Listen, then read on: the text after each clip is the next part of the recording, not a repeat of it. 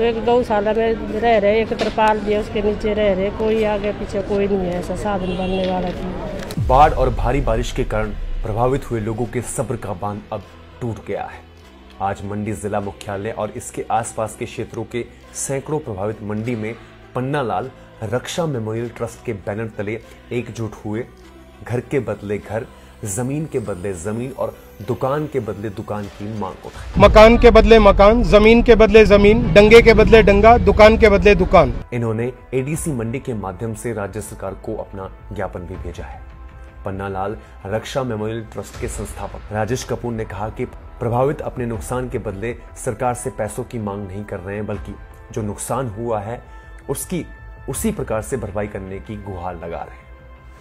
प्रधानमंत्री नरेंद्र मोदी को जल्द ही इस संदर्भ में चिट्ठी लिखकर प्रदेश के प्रभावितों के लिए विशेष पैकेज जारी करने की गुहार लगाई जाएगी। केंद्र सरकार पैसा दे सकती है, जबकि जमीन उपलब्ध करवाना राज्य सरकार का काम है। सरकार को चाहिए कि एक लैंड बैंक बनाए और वहां पर प्रभावितों को जमीन के बदले जमीन उपलब्ध करवाए। आज हमारा एक ही सरकार से आग्रह है, मकान के बदले मकान, जमीन के बदले जमीन, डंगे के बदले डंगा, दुकान के बदले दुकान, और जो स्कूल बह गए हैं उसके बदले स्कूल।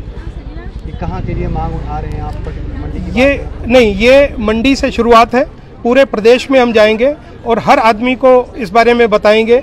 और लोगों के काफ़ी कांटेक्ट, काफ़ी फ़ोन्स मुझे आ रहे हैं इस बारे में, और लोग बहुत ही ज़्यादा इसको अच्छा मान रहे हैं। और मुझे ऐसा लगता है जैसे और लोगों से भी मैंने इस विषय में डिस्कस हुआ, तो उनका ये कहना है कि ये पॉसिबल है, गवर्नमेंट के लिए भी पॉसिबल है, बट ऑफ कोर्स विलिंगनेस बहुत ज़रूरी है। हम पत्र लिखेंगे प्रधानमंत्री श्री नरेंद्र मोदी जी को कि वो कुछ ऐसा पैकेज लेकर आए जो सिर्फ त्रासदी के लोगों के लिए हो, जो उनको एक घर बन सकें, उनकी ज़मीनें मिल सकें।